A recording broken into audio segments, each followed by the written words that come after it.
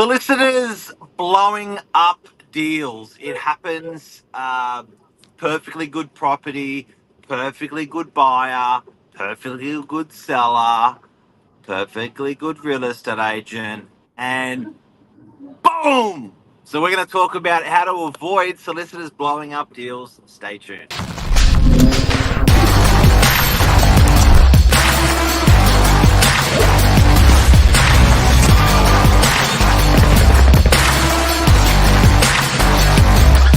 I'm the ringleader, so listen up. Boom. Hi, Hey. we've got Zanthany Borula, biggest transactor on the northern beaches with buyers. We'll go for that, sure. Yeah, you're doing some Yeah. serious volume, Xanth. So Xanth Thank is dealing with buyers and buyers solicitors all the time. Yes.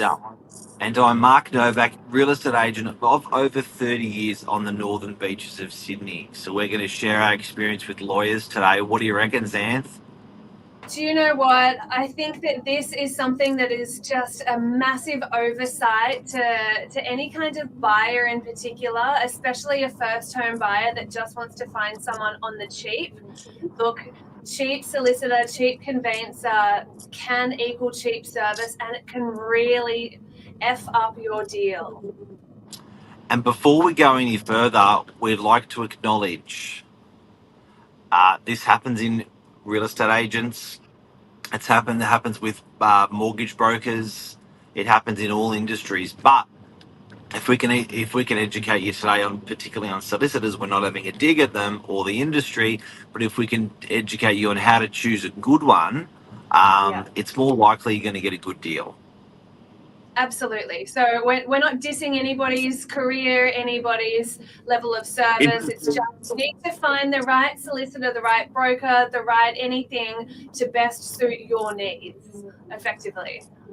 Oh yeah. So good morning, Mr. Ray Price. There's a legend out there, legend of a mortgage broker. Now, Xanth, you got stories you got an experience you want to share that's going to help people on this? Look, of all of the deals I've done, it's not all that often that we get a solicitor that kind of throws a spanner in the works and makes a deal very hard to put together. But they do happen from time to time, and it's when they happen that something that was hard to put together can fall apart very, very quickly. So most recently, we've had an offer on a property that was an unconditional offer.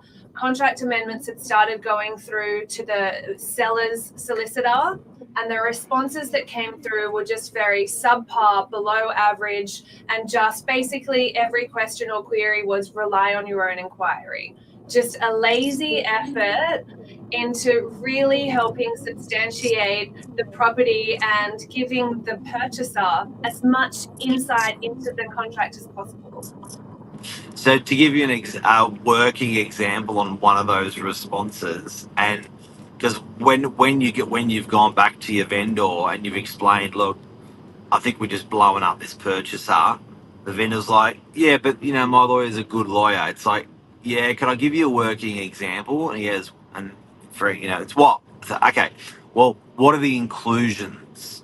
So normally a solicitor will say the oven's included, the blinds are not included, the dryer is included. They'll go through with the client and find out what's included and what's not included. Sometimes they'll go through it with the real estate agent to help the client. But when your lawyer writes back, purchasers to rely on their own inquiries, what they've seen of the property, and then those sort of responses are sort of all the way through the document. It's sort of like going like,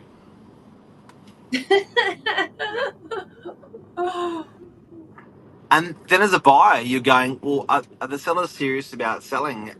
Like, I don't think the sellers are actually vested in this or motivated in selling. So that is a perfect example. Yeah, absolutely. So you want to have that confidence behind your purchase, and equally as a seller, you also want to have that confidence that you do have a solicitor that's in batting for you in your corner, not just this. I don't know if it's more of an egotistical kind of thing that solicitors or conveyancers may do. I'm sure real estate agents get it as well, when it's just they're acting on their ego before they're acting on their client's best interest.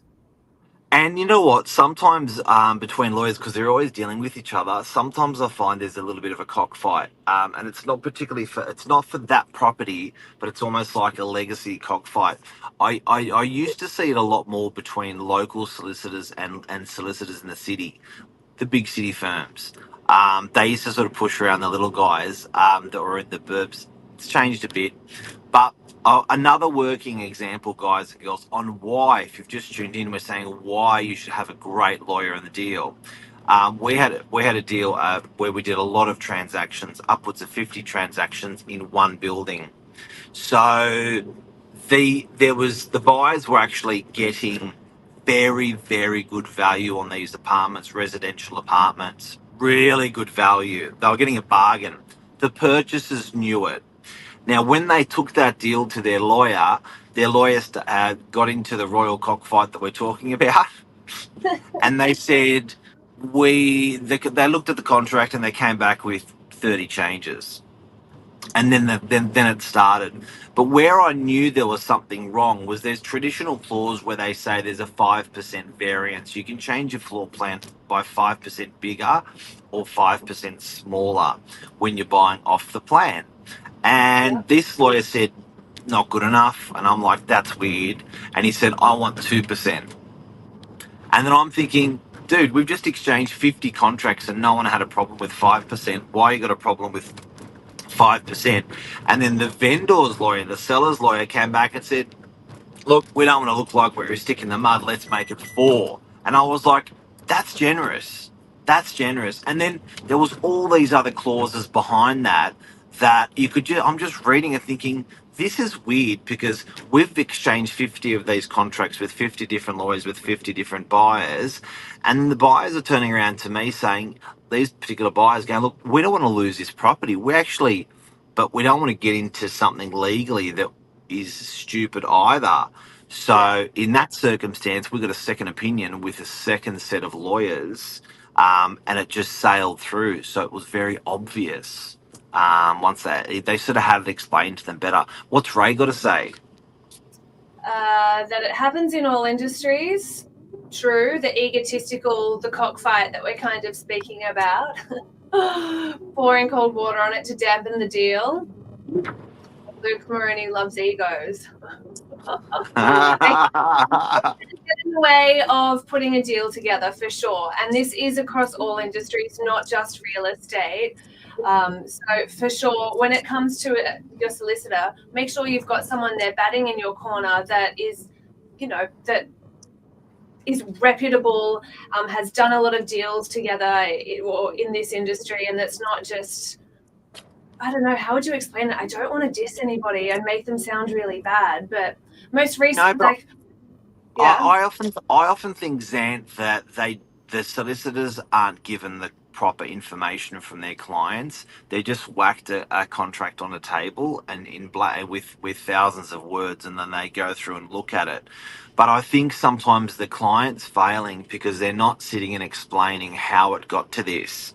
So there was a deal, for example, yesterday that I had where it was a deal where they were buying a factory, but then they were paying the builder to build something, which was like, it was a mezzanine deal.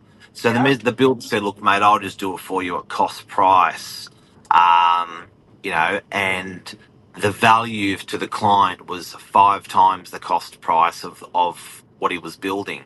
So yes, the builder could have just built it himself, sold it for 5 times more, but no, the builder said, you buy this property, I'll build this mezzanine for you at cost price.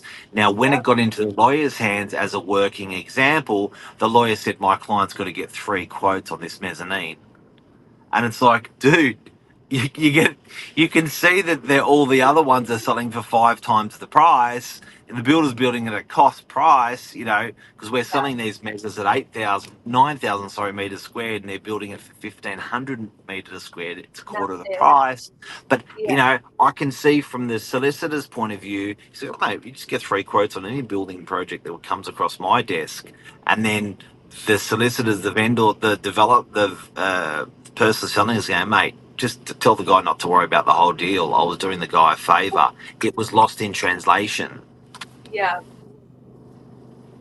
Makes sense. I mean, there is so many conversations that happened in the way of putting a deal together with a property, whether it's with your broker, your solicitor, the real estate agent, your partner. So many conversations take place, and it's a matter of really filtering all of those conversations and communicating in a clear and concise manner to each of the parties involved.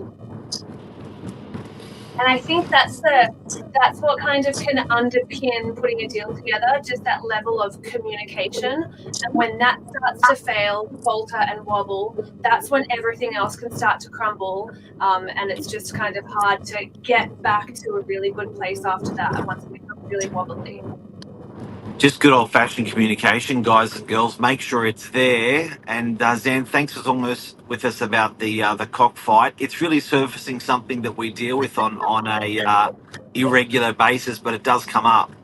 It does. Make sure you're out there just doing some reviews on your solicitor, your conveyancer, your mortgage broker, your real estate agent, whoever you're dealing with. You do want to find someone that is reputable in the industry, is quick to respond to any of your queries, and that is a master in their field as well. Boom. Have a great day.